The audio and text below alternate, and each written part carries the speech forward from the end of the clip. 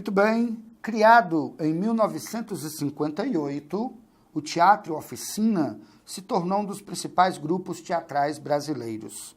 Desde o princípio, as obras do grupo se relacionaram com as revoluções ocorridas no teatro do século XX. Porém, os espetáculos do grupo nunca se limitaram à mera reprodução de métodos ou formas. Muito pelo contrário, baseando-se no manifesto antropófago de Oswald de Andrade, que acompanhará o grupo desde então como princípio estrutural.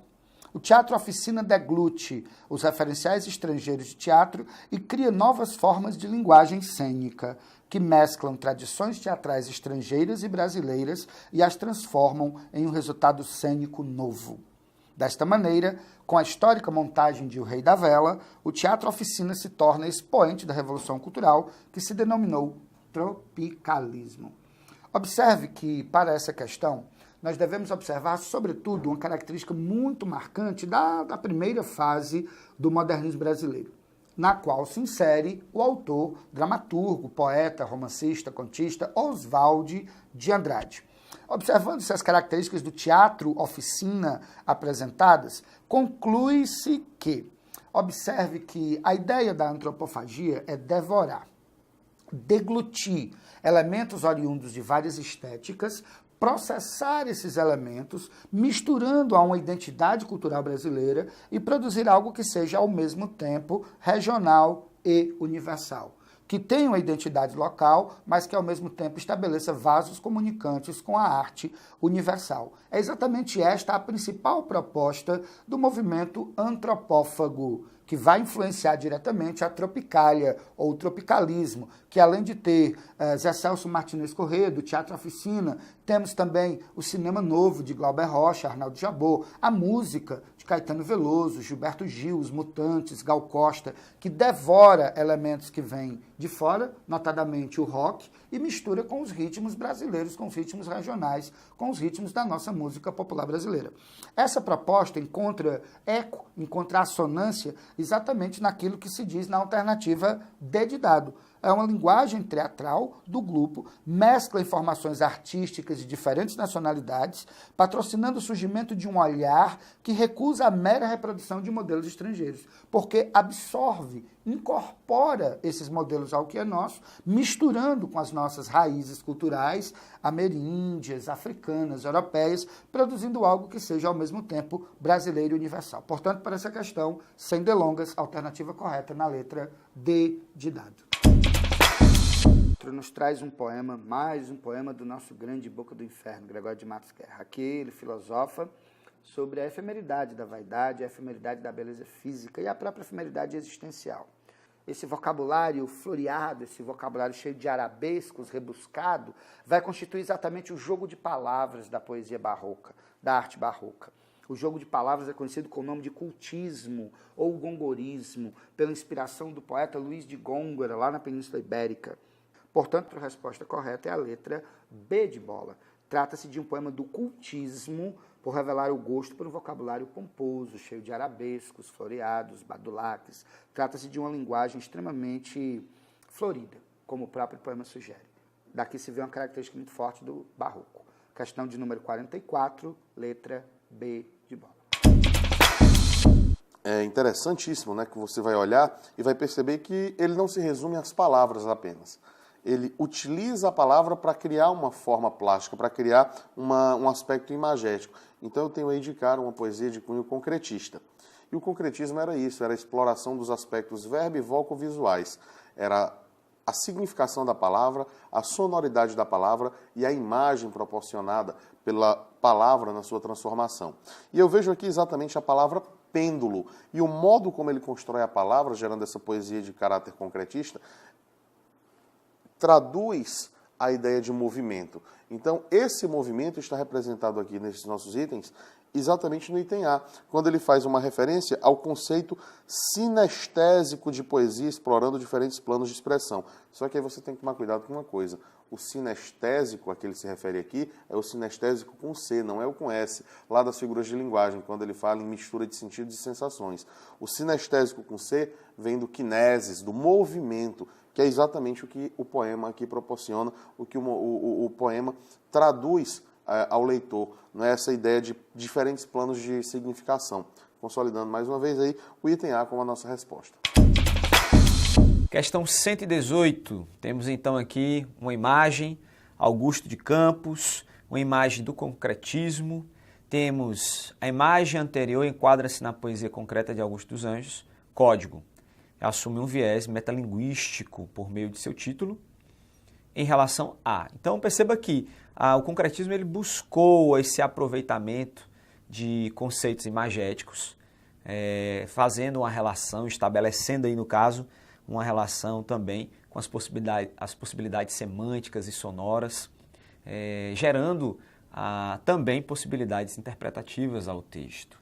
É bem característico do concretismo fazer essa relação entre o imagético, o sonoro, também, no caso aqui, o valor semântico. Quando ele assume um viés metalinguístico por meio de seu título em relação à exploração labiríntica da imagem, conceituando a dificuldade de se alcançar a significação de um todo textual. A complexidade que um todo textual traz, que é representado também pelas letras dispostas que eu tenho aqui. Ok? Dessa forma, portanto, eu tenho como afirmativa correta o item A. Temos aqui um texto Pneumotórax, texto da obra Libertinagem, de Manuel Bandeira. E interessante que a poesia de Manuel Bandeira aqui vai romper o tradicional e vai se aproximar da prosa. E justamente é o enunciado da nossa questão.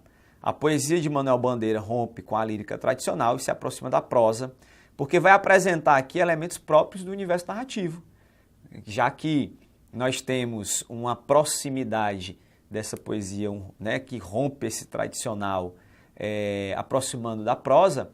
O que vai caracterizar são elementos da própria narrativa. Apresenta então travessão, elementos próprios do universo narrativo, apresenta o tempo, o espaço e os personagens, se você fizer uma leitura desse texto, que é bem interessante. Então temos aqui essa perspectiva dos elementos aqui narrativos, aquilo que vai aproximar da prosa, e desse universo de leitura. Então, apresenta a travessão, elementos próprios do universo narrativo como tempo, espaço e personagem. Portanto, resposta correta, item E. Temos aqui o texto Fanatismo, da Flor Bela Espanca, e a estrutura do soneto revela uma tentativa do eu lírico de conciliar razão e emoção. Ao se considerar que ele busca submeter os sentimentos e as emoções humanas a uma exposição mais lógica ou racional. Pode-se dizer que... Então temos aqui, seguindo a estrutura do soneto, nos quartetos aqui, vamos encontrar a conclusão sobre o tema desenvolvido, nos tercetos. E aí, além disso, isso é feito por uma exposição lógica, aí essa tentativa de aproximar os sentimentos ou submeter os sentimentos e as emoções humanas, como diz o enunciado, a uma exposição mais lógica e racional. Isso vai ser possível a partir do item E, quando diz que tal submissão acontece quando diz que, como o ser amado se tornou sua própria vida, então ele passa a ser o seu princípio e o seu fim, nessa exposição lógica. Ok? Então essa relação está estabelecida aí a partir do momento em que o ser amado se torna a sua própria vida. Torna-se aí o princípio e o fim da vida, ok? Então, temos aí como resposta correta, efetivamente, o item E. Temos aqui um texto da Clarice Lispector, Para Não Esquecer, São Paulo, Ática, enfim. Temos aqui a referência 1979 para fazer uma menção de que ainda é um tema muito discutido, questões dos direitos humanos, enfim, você se colocar no lugar daquele que é vítima, mas ao mesmo tempo se colocar no lugar do rejeitado. Então no trecho há a descrição da morte de um bandido chamado Mineirinho, alvejado com 13 tiros pela polícia. Com base no fragmento de texto que traz a reflexão da narradora sobre o ocorrido, pode-se inferir que então, a narradora ela se coloca no lugar do rejeitado. Da mesma forma, ela entra aí, sente uma angústia em relação a ter a proteção daquele que também assassina, violenta, né, que fazendo menção aqui à ação policial, ok? Então, temos aqui que podemos inferir que a narradora se coloca no lugar de Mineirinho, o que a faz repudiar a violência policial da qual ele foi vítima e que é a mesma que a protege. Portanto, resposta correta é item B. Aqui nós temos o belíssimo texto Cantiga, da poetisa modernista, né, de traços neossimbolistas, Cecília Meirelles. Ai, a manhã primorosa do pensamento, minha vida é uma pobre rosa ao vento. Passam arroios de cores sobre a paisagem, mas tu eras a flor das flores, imagem. Vim de ver asas e ramos na luz sonora, ninguém sabe para onde vamos agora. Os jardins têm vida e morte, noite e dia. Quem conhecesse a sua sorte morria. E é nisso que se resume o sofrimento. Cai a flor e deixa o perfume no vento. A poesia da segunda fase do modernismo brasileiro é marcada por várias inquietações condizentes com o momento histórico pelo qual passavam os poetas desta geração. É um Vinícius, né, escapando para o neorromantismo, é um Drummond escrevendo o seu sentimento do mundo perplexo com o cenário de guerra, é Jorge de Lima e Murilo Mendes adotando uma poesia lírico-religiosa na sua confecção poética, e é o neossimbolismo, o filosofismo, o existencialismo, a espiritualidade, a transcendência, a consciência da brevidade e da efemeridade numa poesia de Cecília Meirelles.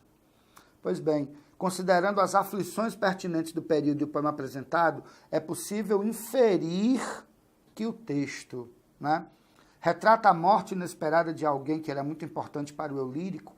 Observe aí que a ideia de morte inesperada talvez torne um item falso.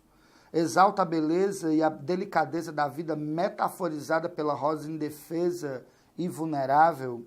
C. Critica as pessoas que vivem de aparência e que valorizam o material em detrimento do espiritual. D. Defende a ideia de que o ser humano deve ser resiliente diante das frustrações e da efemeridade da vida, né?